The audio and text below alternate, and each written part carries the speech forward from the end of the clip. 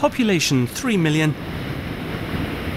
Annual foreign visitors 1 million plus. Here in the tourist traps of Bali, it's all about catering to the whims of holidaymakers. In many places, the invasion of travellers has brought money but has cost destinations their identity. And Bali's one with much to lose. Its extraordinary landscape has been beguiling visitors since tourism took off here in the 1930s. People have been issuing dire warnings about Bali's fate for pretty much as long as the island has been welcoming visitors. Take this by the Mexican artist Miguel Covarrubias. He reckoned that Bali was doomed to disappear under the merciless onslaught of modern commercialism and standardization. And he wrote that back in 1937. 70 years on though, Bali is still definitely Bali. The island's people and their surroundings bear testament to that. It's a land populated by Hindu gods and spirits and those who believe in them. So how has Bali kept its sense of self when so many other places haven't? This is Odek, a Balinese prince. He owns a restaurant in Ubud, the island's cultural capital. To answer my question, we go first to the town's royal palace.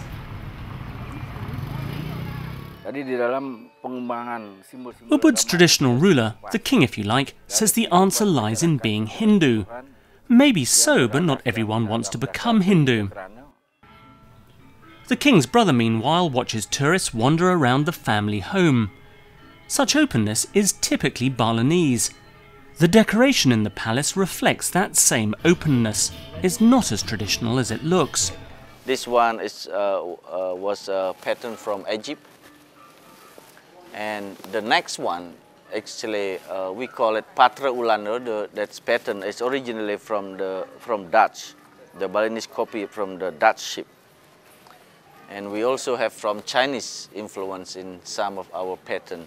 But alongside a willingness to adapt, there's also a determination to keep local culture alive.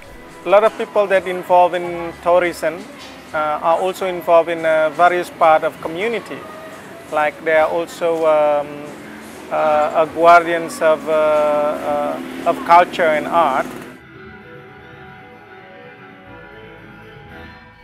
At the palace next door, we meet the king's son, who also happens to own a restaurant.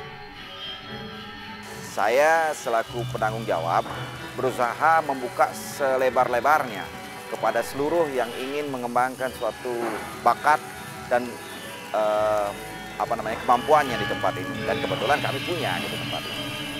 For most Balinese, tourism bosses included, their culture isn't a commodity, it's a living thing, and they preserve it first and foremost for themselves. In this prince's case, that means running a school for music and dance. Another uncle, meanwhile, owns a chain of boutique hotels, but also runs the local art museum. That's his father in the picture, welcoming the European artist Walter Spies to Bali 70 years ago. Well, Balinese always, especially the artists, they always select the good one, which could be adapted to them. They select with it suit to Balinese. It's not every influence. And that applies to every aspect of life here.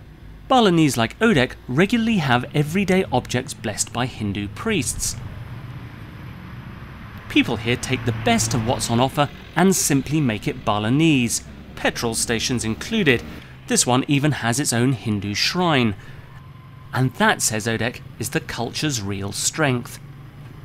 Its ability is to be able to exist on sustainable as a culture is the ability to be flexible, and so you don't break. When you are unflexible, you easily break, and that's what I like about Balinese culture.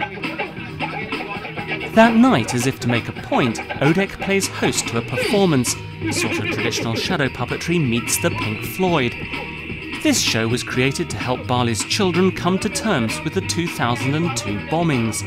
Proof, if it were needed, that the island's culture can adapt to cope with even the worst that the outside world can throw at it.